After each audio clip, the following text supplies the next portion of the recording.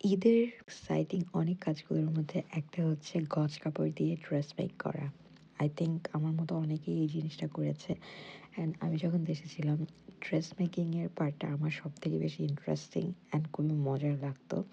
আমি সবসময় ঈদের আগে থেকেই ঈদের কেনাকাটা শুরু করে দিতাম, কারণ আমি গজ কাপড় দিয়ে বেশিরভাগ ড্রেস মেক করতাম। যখন সময় কম থাকতো, দেরি করে শপিং করতাম, তখনও হয়তো রেডিমেড কিছু কিনতাম। কিন্তু এটা ছাড়া আমার ড্রেস মেক করে পরাটা অনেক বেশি ভালো লাগতো।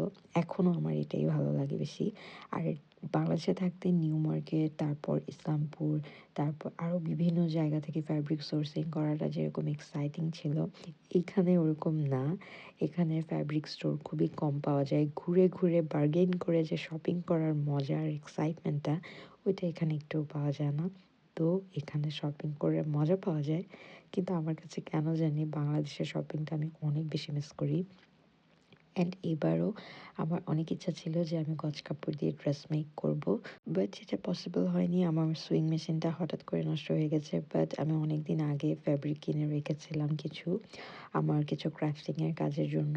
আর ওই দিনে আমি গিয়েছিলাম স্টফ 2000-এ। আর এটা হচ্ছে ডেনমার্কের একটা ফ্যাব্রিক স্টোর, যেখানে মোটামুটি ফ্যাব্রিক বা ড্রেস মেকিংয়ের বেসিক্যালি যা যা প্রয়োজন হয় ফ্যাশন ডিজাইনার্সদের জন্য এই স্টোরটা। সো এখানে ম্যানিকুইন থেকে শুরু করে সুইং মেশিন সব কিছু আছে। Seam a bit to this fabric roll. Yeah. So this will be a meter. And it looks like Okay. I have a meter and 70 left. I think I will take. Is it dyeable? Yes and no, I would say.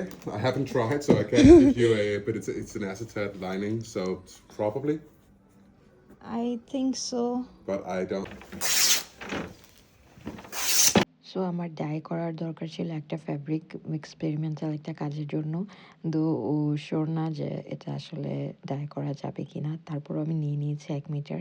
First একটা test করব, তারপর, কারণ এখানে ফ্যাব্রিকের price অনেক বেশি, over priced. So আমি আগে টেস্ট করে দেখবো যেটা ডাই করা যায় কি না, দেন আমি হচ্ছে পরে আবার এসে নিয়ে যাব দরকার হলে। রেড যে সিল্ক ফ্যাব্রিকটা আমি নিয়েছি, এটা এত প্রিমিয়াম, এত সফট একটা ফ্যাব্রিক। আই থিঙ্ক প্রাইসটা ওয়ার্থ ইট। ফ্যাব্রিক ধরলেই খুব ভালো লাগছিল। বাংলাদেশে যে সিল্কটা পাওয়া যায় ওইটা থেকে ফার বেটার। অ্যান্ড একটা প্যাকেটের মধ্যে দেখলাম ও অনেকগুলো ফ্যাব্রিক আলাদা করছে। সো আই অ্যাস্কড হিম, অ্যান্ড সে বললো যে এগুলো তার সেলের কাপড়, ওরা আলাদা করছে, পরে এগুলোতে ট্যাগ লাগাবে। তো আমি এখানে একটা ভেলভেটের বড় একটা পিস দেখে আমি ওকে জিজ্ঞেস করেছি, অ্যান্ড ওটা আমি ফাইনালি নিয়েছি কিছু টুকটাক জিনিসপত্র। দেন এখন আমার শপিং শেষ, আমি বাসায় চলে যাব। To see you again, by.